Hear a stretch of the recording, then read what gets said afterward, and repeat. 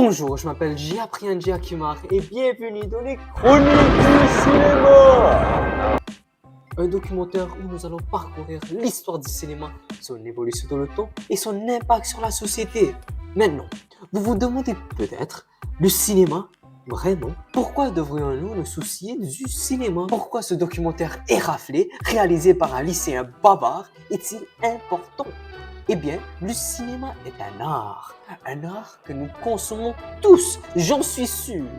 Tout comme de nombreuses personnes écrivent ou lisent des livres, peignent ou admirent des œuvres d'art, les gens réalisent et regardent également des films.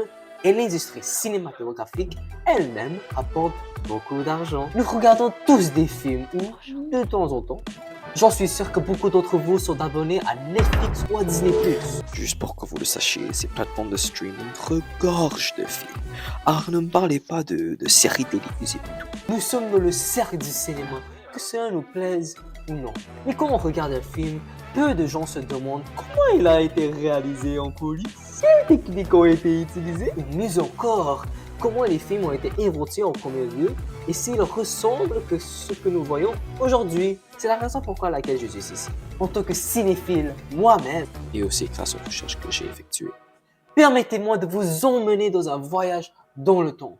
Nous recherchons les origines du cinéma et comment il est devenu si grand jusqu'à ce que nous connaissons aujourd'hui.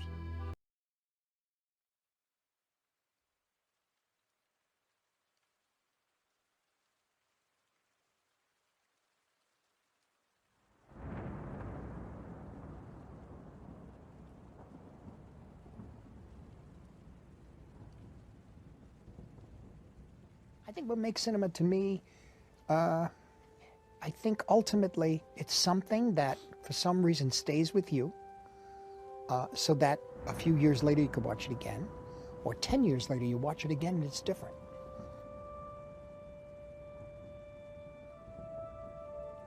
I got bullied. I dealt with it by making movies. Yeah. I mean, making movies was my cover-up. That when you start something, you should finish it.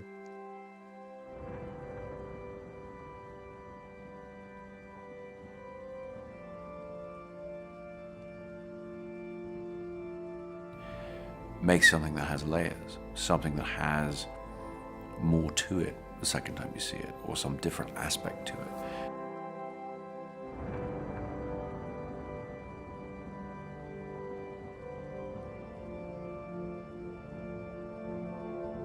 Je dirais que l'étape la plus importante, c'est vraiment le storyboard. Ouais. Ok. Et c'est pour moi vraiment une étape de réécriture. C'est-à-dire que je change carrément, je réécris le film carrément. Il y a beaucoup de raccourcis ou de décisions assez radicales qui sont prises en storyboardant.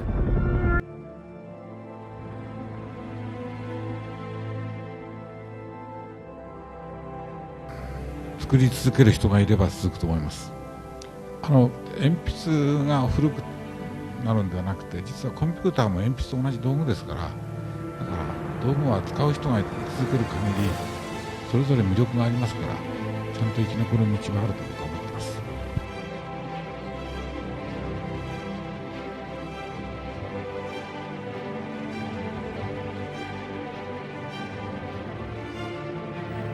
On one side, you have that current events aspect, which might, if not handled right, alienate people to the film, because you want this to be fun and escapist entertainment.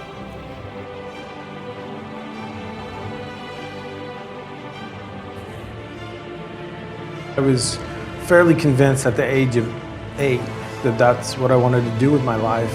And yeah, you know, and my parents were, that's really cute. And I kind of, when I got into high school, I worked after school directing plays and doing lighting for plays.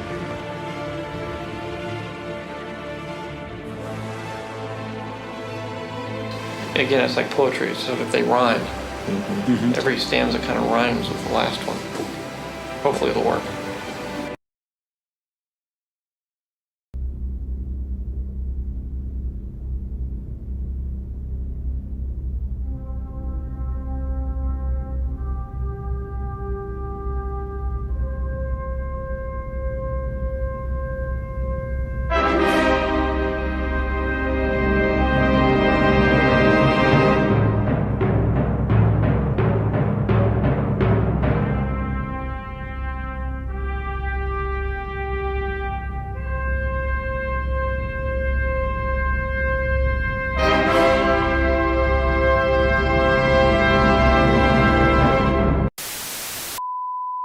Parlons d'abord de l'histoire du cinéma.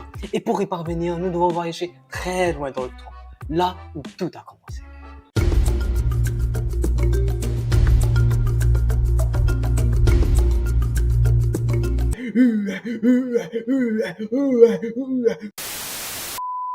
Oups, c'est ma faute. Quand je voulais dire qu'il fallait voyager là où tout a commencé, je voulais dire qu'il fallait voyager jusqu'à la fin du 19e siècle, la date à laquelle certains disent que le cinéma est véritablement.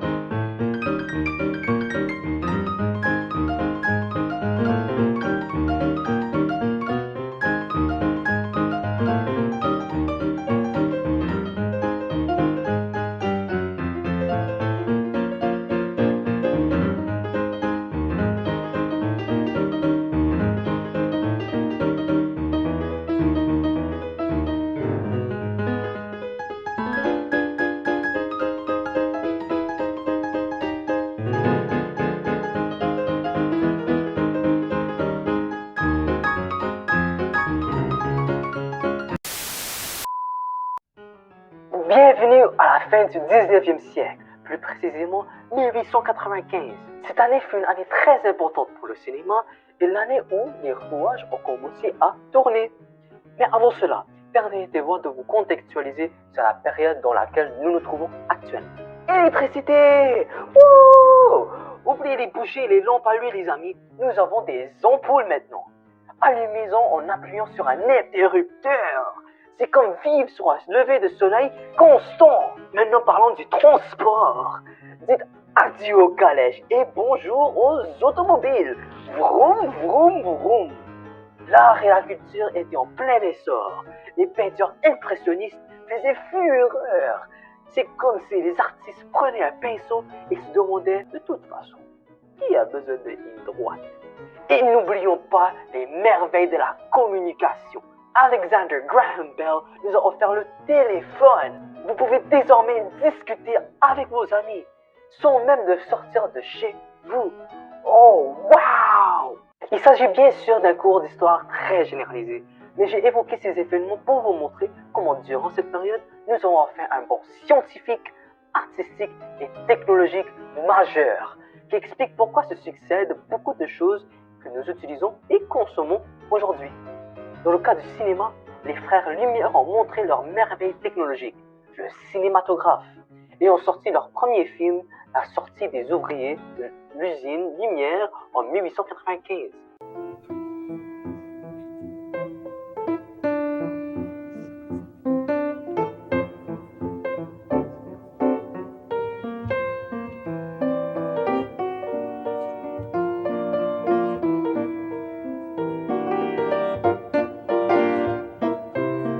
Ils ont encore fait beaucoup de films et le 28 décembre 1895, date historique pour les historiens du cinéma, leur première grande projection se déroule au Grand Café de Paris devant 40 spectateurs.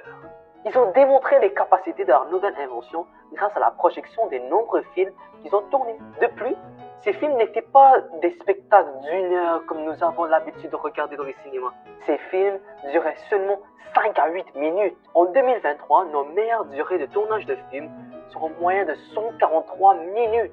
Cela signifie que la durée moyenne des premiers films ne représente que 6% de la durée moyenne de nos meilleurs films actuels. Waouh!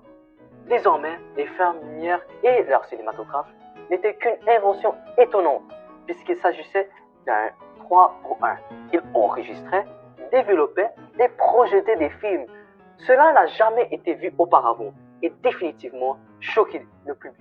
Les Lumières n'ont pas été les premiers à inventer un tel dispositif.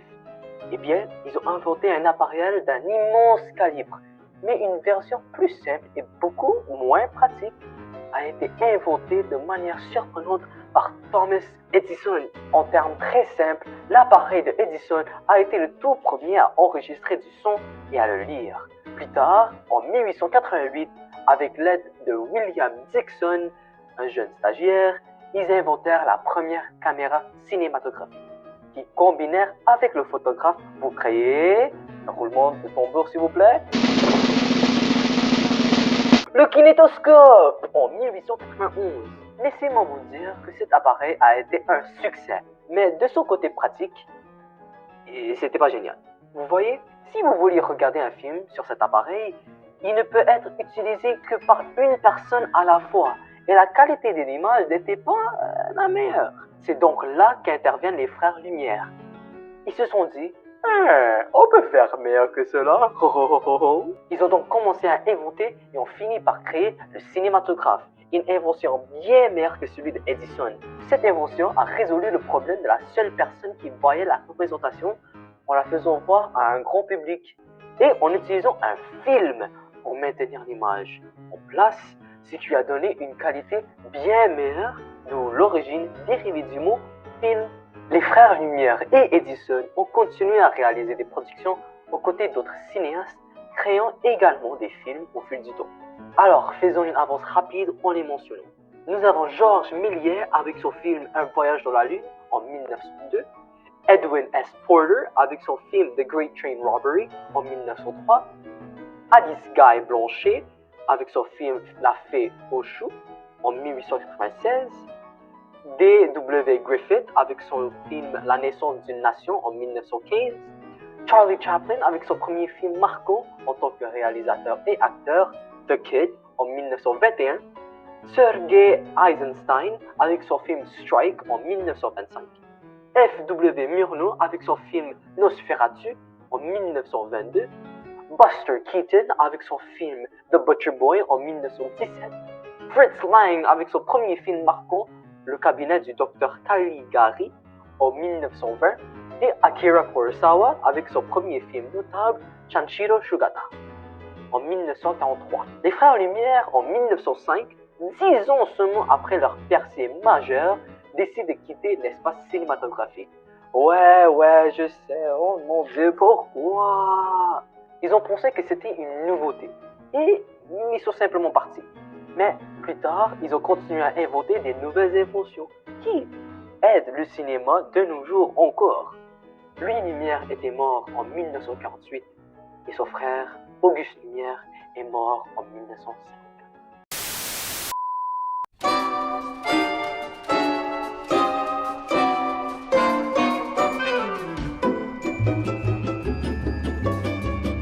L'âge d'or d'Hollywood, qui s'étend des années 1920 aux années 1960. Cette période constitue un chapitre important dans l'histoire du cinéma.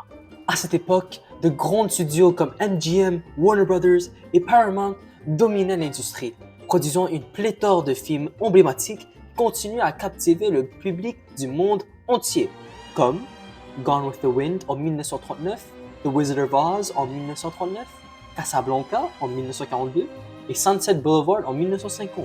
Cette période a vu l'essor de stars de cinéma légendaires, notamment Clark Gable, Marilyn Monroe, Humphrey Bogart et Audrey Hepburn, dont le charisme et le talent ont défini une époque. Le système des studios, caractérisé par des processus de production étroitement contrôlés et des contrats exclusifs avec des acteurs, des réalisateurs et d'autres talents, a conduit à la création de films méticuleusement conçus qui sont devenus des références culturelles de notre époque. Des genres tels que la comédie musicale, le film noir, la comédie romantique ont prospéré, chacun contribuant à la diversité de la narration sur le grand écran. Le glamour de l'âge d'Hollywood s'est étendu au-delà des films eux-mêmes, l'industrie étant devenue un symbole de rêve et d'aspiration. Les premières sur le tapis rouge, l'élégance des Oscars et les tournées des studios hollywoodiens ont tous contribué à la mystique d'une industrie qui tenait l'imaginaire collectif sous son emprise. Cependant, sous cette surface brillante, des défis et des controverses couverts. L'application stricte du code de production cinématographique visait à réglementer le contenu moral des films, conduisant à la fois à des contraintes créatives et à des innovations subversives. L'essor de la télévision comme forme de divertissement populaire dans les années 1950 a posé un formidable défi à la domination du grand écran, obligeant à l'industrie à s'adapter et à s'innover.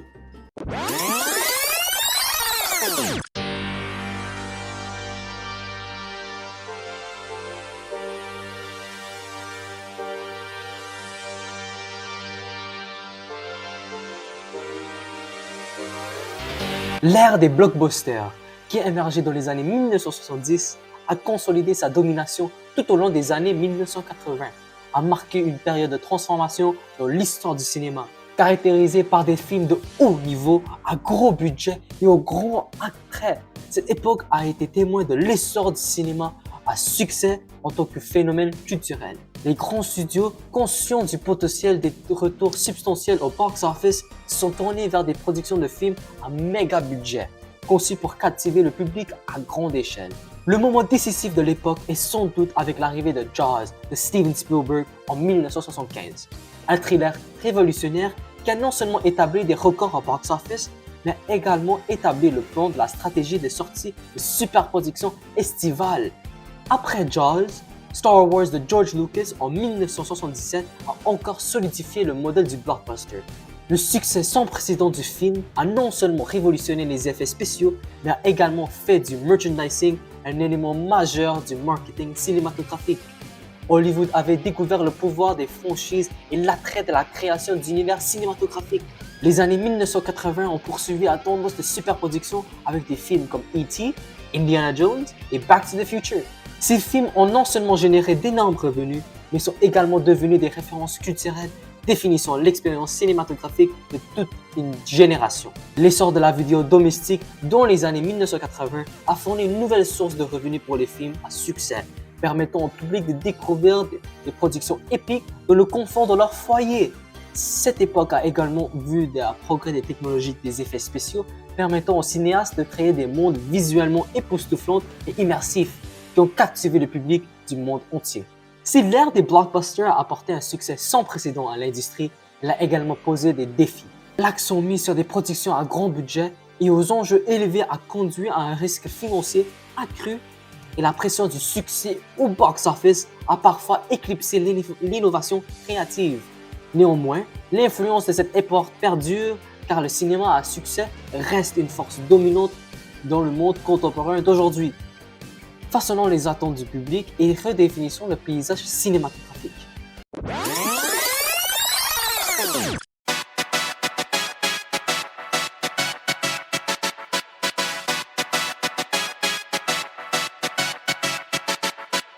Au fur et à mesure que le 21e siècle se déroulait, le paysage du cinéma mondial a connu un changement transformateur marqué par un essor de la diversité et l'épanouissement de nouveaux genres. Cette époque a été marquée par une rupture avec les normes traditionnelles de narration et par l'adoption de récits couvrant toutes les cultures, reflétant un monde plus interconnecté et plus diversifié. Dans les années 2000 et au-delà, le paysage cinématographique mondial a vu l'émergence de nouveaux genres qui ont séduit un public plus large. Les cinéastes de différents coins du monde ont commencé à explorer et à mélanger les genres, créant ainsi des expériences narratives nouvelles et uniques. Par exemple, le cinéma sud-coréen a acquis une renommée internationale grâce à son mélange de genres dans les films comme Old Boy et The Host, présentant un mélange unique de thriller, de drame et d'horreur. De plus, la popularité des films internationaux tels que ceux de l'industrie cinématographique indienne, Bollywood, a démontré l'appétit mondial pour une narration diversifiée, incluant des éléments de romance et de comédie musicale. Ce changement a remis en question les perspectives traditionnelles centrées sur l'Occident et a ouvert la voie à un récit cinématographique plus inclusif. Les années 2000 ont marqué un bond en avant significatif dans la technologie des images générées par l'ordinateur, le CGI, et des effets spéciaux. Les cinéastes disposaient désormais des outils nécessaires pour donner vie à leur monde imaginaire avec un réalisme sans précédent. Ce progrès technologique a facilité la création de films visuellement époustouflants et ambitieux qui transcendaient les frontières culturelles et géographiques. Hollywood, en particulier, a adopté le CGI pour créer des spectacles plus grands que nature avec des franchises comme Avatar, établissant des nouvelles normes de matière de narration visuelle. Simultanément, des cinéastes du monde entier ont utilisé ces avancées technologiques pour améliorer leur narration, créant des expériences visuellement immersives comme dans les films Life of Pi de Ang Lee en 2012, Gravity par Alfonso Cuarón en 2013. Les années 2000 ont été marquées par une poussée significative en faveur de la diversité culturelle et de la représentation au cinéma. Les cinéastes ont commencé à explorer des récits ancrés dans diverses expériences culturelles, mettant en lumière des histoires longtemps marginalisées. Cette approche inclusive s'est étendue au-delà du cinéma occidental traditionnel, avec des réalisateurs de diverses régions partageant leurs perspectives uniques. Des films comme Crouching Tiger, Hidden Dragon de Ang Lee en 2000, City of God de Fernando Meirelles et Katia Lund en 2002 et Pan's Labyrinth par Guillermo del Toro en 2006 ont non seulement été acclamés par les critiques, mais ont également trouvé un écho auprès du public du monde entier en mettant en valeur l'attrait universel de la diversité des récits. La prolifération des services de streaming dans les années 2010 a encore démocratisé l'accès au cinéma mondial. Le public avait désormais la possibilité d'explorer du bout des doigts des films de différentes cultures, langues et genres. Les plateformes de streaming sont devenues un catalyseur de découverte de trésors cachés, permettant aux cinéastes d'atteindre un public plus large et plus diversifié. Cette accessibilité a non seulement exposé les téléspectateurs à une myriade de styles de narration, mais a également créé un espace pour les voix sous-représentées dans l'industrie. Des cinéastes et des conteurs indépendants d'horizons divers ont trouvé de nouvelles lois de distribution et de reconnaissance, contribuant ainsi au récit continu de diversité et d'inclusion dans le cinéma. En conclusion, les années 2000 à nos jours ont été une période de profonde évolution du cinéma mondial.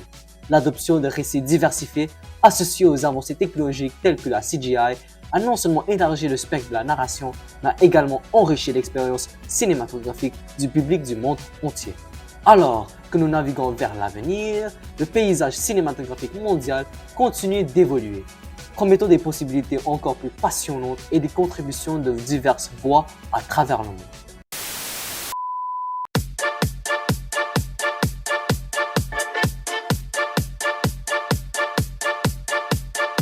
Le cinéma, depuis ses débuts, s'est révélé être un média puissant qui va au-delà du divertissement, laissant une marque indélébile sur la société. Depuis ses humbles débuts, avec la première projection publique des Frères Lumière en 1895, jusqu'à nos jours, le cinéma est devenu une force dynamique qui façonne les perceptions culturelles, influence les attitudes sociales et sert de miroir reflétant la complexité de l'expérience humaine. Les films ont le pouvoir d'influencer les attitudes et les perceptions sociales, servant souvent d'un catalyseur de changement. Tout au long de l'histoire, le cinéma a abordé des questions sociales urgentes, depuis les droits civiques et l'égalité des sexes jusqu'aux préoccupations environnementales. Des films stimulants comme To Kill a Mockingbird en 1962 ou 12 Years a Slave en 2013 ont suscité des conversations sur le racisme et les inégalités, contribuant ainsi à la prise de conscience sociétale au plaidoyer en faveur du changement. Le cinéma est le miroir de la société, reflétant ses normes, ses valeurs et ses aspirations. En même temps, elle a la capacité de remettre en question ces mêmes normes. Les films qui abordent des sujets tabous ou présentent des perspectives non conventionnelles peuvent inciter les spectateurs à reconsidérer leurs idées préconçues, favorisant ainsi une société plus inclusive et plus ouverte d'esprit. Des réalisateurs comme Pedro Almodóvar et Quentin Tarantino, par exemple, ont repoussé les limites, remettant en question la narration conventionnelle et les attentes sociétales. Au-delà de son rôle de reflet des réalités, le cinéma offre au public une évasion et une catharsis. Dans les moments de joie, de trouble ou d'incertitude, les films offrent une évasion temporaire des défis de la vie quotidienne. Cette libération émotionnelle et cette connexion avec les personnages à l'écran contribuent à une expérience culturelle partagée, favorisant un sentiment de communauté parmi le public. Essentiellement, le cinéma est une force dynamique qui non seulement divertit, mais qui influence, défie et connecte également les sociétés. Alors que nous naviguons dans le paysage en constante évolution de la narration, il reste clair que l'impact du cinéma sur la société est profond et durable, façonnant notre conscience collective et contribuant à l'évolution continue de la culture humaine. En conclusion, le cinéma, depuis ses modestes débuts avec la première projection des Frères Lumière en 1895, a évolué à une force dynamique, laissant une marque indélébile sur la société. Cette exploration des origines du cinéma nous a transportés à travers les époques, des débuts révolutionnaires de la projection cinématographique à l'âge d'or d'Hollywood, jusqu'à l'émergence des blockbusters et l'avènement de la diversité cinématographique mondiale. Nous avons traversé des décennies marquées par des avancées technologiques majeures, de l'évolution du cinématographe au progrès de la CGI, transformant la façon dont les histoires sont racontées visuellement. Le cinéma a résisté aux épreuves du temps, naviguant à travers les courants sociaux, culturels et technologiques pour devenir un élément essentiel de notre expérience collective. Des Lumières à Spielberg, de Chaplin à Kurosawa, chaque décennie a apporté son lot d'innovations, de réalisations emblématiques et de voix diverses. L'impact du cinéma va au-delà du simple divertissement. Il façonne les identités culturelles, influence les attitudes sociales, remet en question les normes établies et offre une évasion cathartique à travers les époques. Au tournant du XXe siècle, nous avons assisté à une ère de transformation marquée par la diversité cinématographique, l'essor de nouveaux genres, les avancées technologiques éblouissantes et la montée en puissance des services de streaming. Ces évolutions ont ouvert de nouvelles perspectives, favorisé la représentation et élargi l'accès à une palette mondiale de récits cinématographiques. Alors que nous naviguons vers l'avenir, le cinéma continue d'évoluer, promettant des possibilités encore plus passionnantes et des contributions de diverses voix à travers le monde. En tant que spectateurs, créateurs et amoureux du cinéma, nous restons immergés dans cette aventure cinématographique infinie, conscients de l'impact profond que cette forme d'art continue d'avoir sur notre société en évolution constante. Merci de vous être joints à moi dans ces chroniques du cinéma. Un voyage à travers le temps et à l'âme du 7e art. À bientôt sur le grand écran de la vie. Oh shit, I've been doing this a long time. Lost in my head, I don't care, I'm not gonna lose it. I'm not gonna lose this. I'm up all day, all night, me playing our last fight. Now in hindsight, I don't care, I'm not gonna lose it. I'm not gonna lose this. Yeah, kinda hate myself sometimes. Everything was on the line. Didn't wanna be the one who had to say it. No, I can't move one at a time. Promise I'll put down my pride. Don't look back because I mean it when I say it. But if I'm gonna lose you, I'm gonna lose it, lose it. I'm gonna lose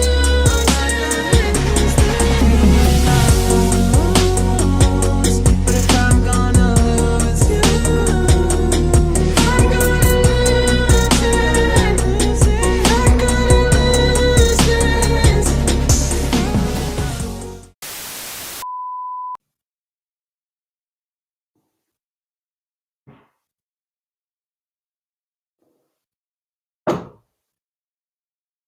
Bonjour. Évidemment, je ne voudrais pas terminer cette vidéo de 30 minutes sans dire l'information la plus importante de tous. Mon film préféré. Alors, le nom de mon film préféré est...